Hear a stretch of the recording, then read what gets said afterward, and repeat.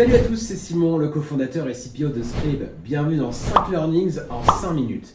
Dans cette vidéo, on va vous faire un condensé du dernier épisode de Product Backstage où je suis allé rencontrer Anaïs chez Partout. On va voir avec Anaïs comment ils ont travaillé sur un très gros projet de gamification dans leur SaaS B2B. On va voir ensemble comment est né ce besoin de gamification de leurs produits. On verra également à quel moment de ce projet leurs utilisateurs sont rentrés en jeu et ont participé à la conception de ces nouvelles fonctionnalités. On verra pourquoi justement dès le début de cette conception, Anaïs et son équipe produit réfléchissent à la manière dont ils vont communiquer sur les bénéfices de ces nouvelles fonctionnalités. On verra ensuite comment est-ce que l'équipe produit de Partout participe à la conduite du changement vis-à-vis des utilisateurs de leurs produits. Et j'ai également demandé à Anaïs quels étaient ses key learnings sur ce projet. Alors c'est parti.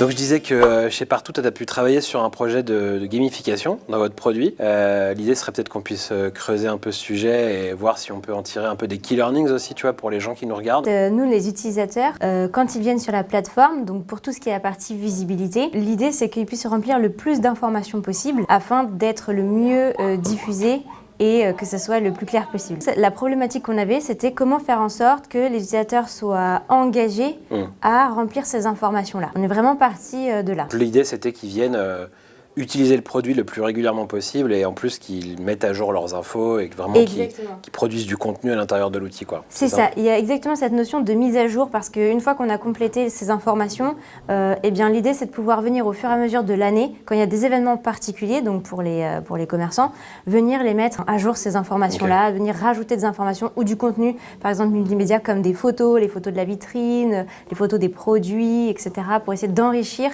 la vie de l'établissement. Le fait de mettre à jour régulièrement ces infos, ça a un impact sur son référencement et plus mes infos sont mises à jour régulièrement, mieux je vais être classé chez Google par exemple, ou c'était avant tout pour vous un enjeu d'adoption de votre produit par vos clients? Plus les informations vont être mises à jour et réelles et confirmées par les utilisateurs aussi, par exemple les horaires, que les horaires soient vraiment justes, même lors des jours fériés. En fait, ça va vraiment valider sur les plateformes, Google et autres, que l'établissement il a une vraie vie, donc en termes d'impact, principalement SEO. Ce boulot d'identification de ces problèmes, c'est à la fois de l'analyse de données type recording de session, c'est des échanges avec des ateliers internes. Vous faites aussi certaines interviews directement avec vos utilisateurs, les clients finaux, où c'est vraiment la voix des utilisateurs internes ou des équipes Customer Success qui va alimenter ce process-là. Ouais, alors pour ce sujet, c'est vrai que on a fait les interviews dans un deuxième temps. Parce qu'en fait, déjà, le fait d'interroger en interne et de voir tous les insights sur ce sujet, il y avait énormément de problèmes identifiés. Donc en fait, sur la partie vraiment identification des problèmes, on avait assez de matière avec ce qu'on avait.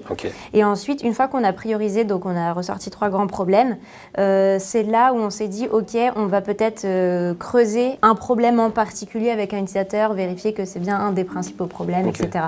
Et donc là, on a fait quelques interviews. Donc là, à ce stade, est-ce que vous avez uniquement, on va dire, les 3 problèmes bien identifiés, bien priorisés? Est-ce que vous commencez aussi à formuler des hypothèses sur comment vous allez résoudre ces problèmes? C'est quoi l'étape après finalement? Pour pouvoir commencer à imaginer des solutions, on a posé 2 hypothèses de travail. Ces hypothèses-là découlent de la mission de la tribe côté produit et découlent aussi ou en tout cas vont être utilisées pour le pitch de vente ou pour le pitch marketing. Ça va être un peu l'apport de valeur qu'on va vouloir donner à travers cette solution pour nos utilisateurs. Dans cet exemple-là, c'était le fait d'accompagner nos utilisateurs dans la complétion des informations et de rendre les pages vivantes. On est quand même sur une page où on doit remplir des champs assez statiques et l'idée c'était de transformer cette dynamique pour apporter en fait à nos utilisateurs une page qui va évoluer à travers le temps. On fait ça pour apporter telle valeur. Voilà, de créer une relation un peu plus de proximité avec nos utilisateurs. Donc du coup, maintenant qu'on a ça en tête, qu'on a un peu cette interface-là,